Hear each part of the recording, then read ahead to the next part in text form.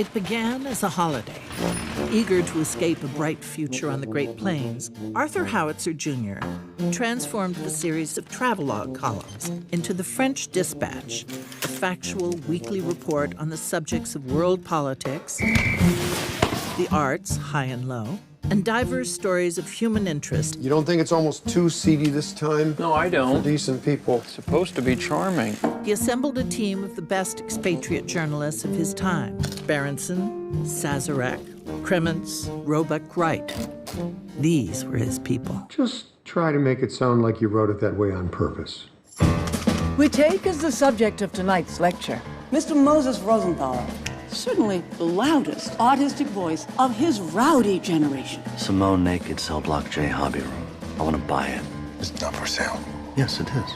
No, it isn't. Yes, it is. No, it isn't. Yes, it is. No, it isn't. Yes. In short, the picture was a sensation.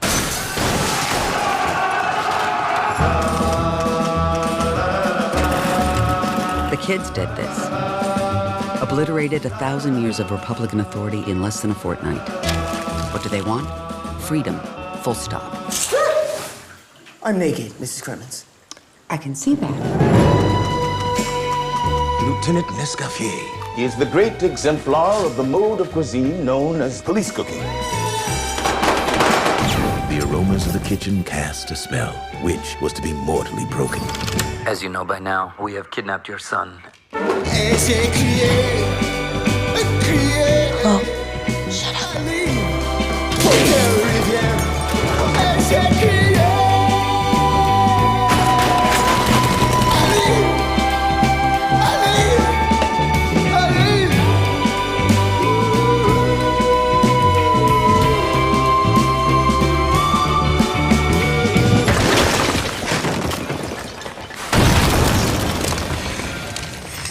A message from the foreman.